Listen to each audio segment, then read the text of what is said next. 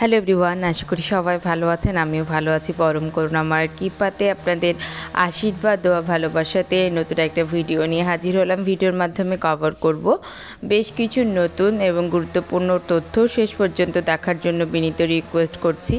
তো প্রথমেই আপনাদেরকে বলবো, যাদের OES ডিঅ্যাক্টিভেট হয়ে গেছিলো সেই সম্পর্কে কিন্তু আজকে থেকে 7 থেকে 8 দিন আগে গুশমিন্দর ধিল্লন স্যারের একটা ভিডিও আমরা দেখেছি, যে কোম্পানি থেকে সেই ব্যাপারে কিন্তু কনফার্মেশন করেছে যে তাদের আইডিগুলোকে কিন্তু অ্যাক্টিভ করা হয়েছে। কাদের আইডি? যাদের OES ডিঅ্যাক্টিভেট হয়ে গেছিলো বা ইনঅ্যাক্টিভেট হয়ে গেছিলো তাদের, এবং যাদের ইনফরমেশনগুলো কোম্পানি ইনসে নিরাজ স্যার এবং গুশমিন্দর স্যারের থ্রু জমা পড়েছিল। 40 জনের মতো ইনফরমেশন জমা পড়েছিল, তার মধ্যে 36 জনের আইডি অ্যাক্টিভ করে দেওয়া হয়েছে।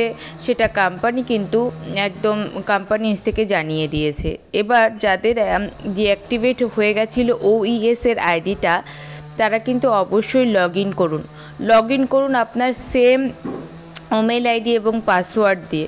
লগ ইন করলে যদি দেখেন যে আপনার ওপেন হয়ে যাচ্ছে, ডিঅ্যাক্টিভেট বা ইনঅ্যাক্টিভেট শো হচ্ছে না, তাহলে তো আপনার আইডি ওকে হয়ে গেল। আর যদি মনে করেন যে এখনও অবধি আপনার আইডিটাকে ডিঅ্যাক্টিভেট বা ইনঅ্যাক্টিভ শো করছে, তাহলে অবশ্যই করে রিসেট পাসওয়ার্ড অপশানটাতে গিয়ে আপনার পাসওয়ার্ডটাকে রিসেট করে দিন। রিসেট করে নিয়ে লগ ইন করুন, কারণ অলরেডি যাদের ডিঅ্যাক্টিভেটের অ্যাকাউন্টের যে জমা পড়েছিল যাদের ইনফরমেশান, তাদের ম্যাক্সিমাম মানুষ কিন্তু অ্যাক্টিভেট হয়ে গেছে এবং তারা কিন্তু খুবই আনন্দিত। তো সুতরাং যারা এখনও অবধি ডিঅ্যাক্টিভেট হয়ে গেছিলো বাট চেক করেননি, তারা অবশ্যই চেক করুন। চেক করার পরে যদি দেখছেন যে না, আপনার OES-এ এখন অবধি আপনি প্রথমে চেষ্টা করেছেন আপনার পুরনো আইডি পাসওয়ার্ড দিয়ে ঢোকার জন্য, তারপরে ফরগেট পাসওয়ার্ড করেও আপনি কিসের চেষ্টা করেছেন, তারপরেও হয়নি, তাহলে অবশ্যই করে নিরাজ স্যার বা গুশমিন্দর ধিল্লন স্যারের সাথে আপনারা যোগাযোগ করবেন। বাট মনে রাখবেন, শুধুমাত্র OES-এর ডিঅ্যাক্টিভেট আইডিগুলোর কথাই বলা হচ্ছে।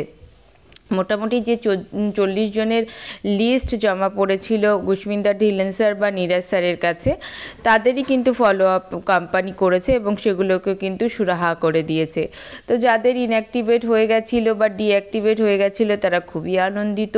তা এখনও যারা চেক করেননি, তাদের কিন্তু অবশ্যই বলবো একবার চেক করবেন। এরপরে আমরা দেখতে পাচ্ছি গতকাল কিন্তু আমাদের নতুন ওয়েবসাইট লাইভ হয়েছে। সুসজ্জিত একটা নতুন ওয়েবসাইট লাইভ হয়েছে, বেশ সিম্পল ওয়েবসাইটটা।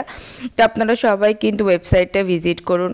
ওয়েবসাইটটা ভিজিট করে মেইনলি এই পার্টগুলো কিন্তু নিয়মিত রূপে আপনারা দেখবেন। সেটা হচ্ছে অ্যাবাউট আস এবং এর সাথে সাথে ব্লগ। কালকে আমরা দেখলাম আমাদের মার্টি ডিগারমো স্যার বললেন যে আমাদের কোম্পানি সম্পর্কে নলেজ থাকাটা কতটা ইম্পর্ট্যান্ট। আসলে আমরা ইন্ডাস্ট্রিতে একদমই নতুন, বাট এই ইন্ডাস্ট্রিতে আমাদেরকে কিন্তু নলেজ নেওয়ার জন্য বা নলেজেবল থাকার জন্য আমাদেরকে কিন্তু কোম্পানি থেকেই সমস্ত ইনফরমেশন প্রোভাইড করা হয়, আর সেগুলোই কিন্তু আমাদেরকে নখদর্পণে রাখতে হবে, যাতে করে আমাদের পরবর্তী পর্যায়ে যখন মার্কেটিংয়ের জায়গাটা শুরু হবে, তখন কিন্তু আমরা কোম্পানি সম্পর্কে, টেকনোলজি সম্পর্কে, প্রোডাক্ট সম্পর্কে, সেগুলো সম্পর্কে যেন আমরা কিন্তু বলতে পারি, আমাদের কাছে যেন ধারণা থাকে। তো সুতরাং করে অবশ্যই করে আমরা এই ব্লগের জায়গাটা কিন্তু অবশ্যই পড়ব, এবং এটা কিন্তু ওয়েবসাইটে এই পার্টটা অ্যাবাউট আস, এই সমস্তগুলো ইম্পর্ট্যান্ট, বাট ব্লগটা খুবই ইম্পর্ট্যান্ট আমাদেরকে ইনফরমেটিভ থাকার জন্য।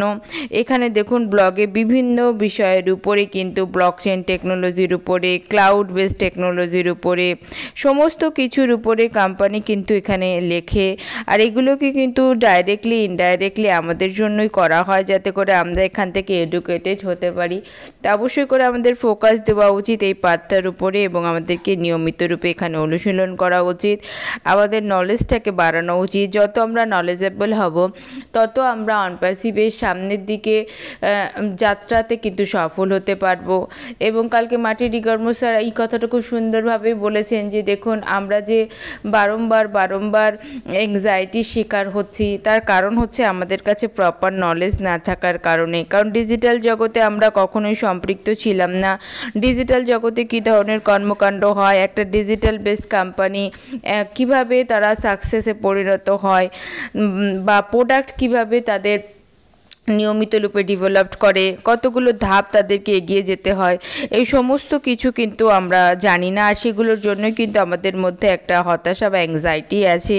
আর তার জন্য নলেজেবল হওয়াটা খুবই গুরুত্বপূর্ণ। তো অবশ্যই করে আপনার ওয়েবসাইট ভিজিট করার পাশাপাশি এই জায়গাটাতে ফোকাস করুন, ব্লগের জায়গাটাতে, এখানে কিন্তু অবশ্যই সময় দিন। এছাড়া বলবো যে আমাদের কিন্তু মাই লিঙ্ক ওইএসের মাই লিঙ্কে কিন্তু লিঙ্ক 69 যুক্ত হয়েছে।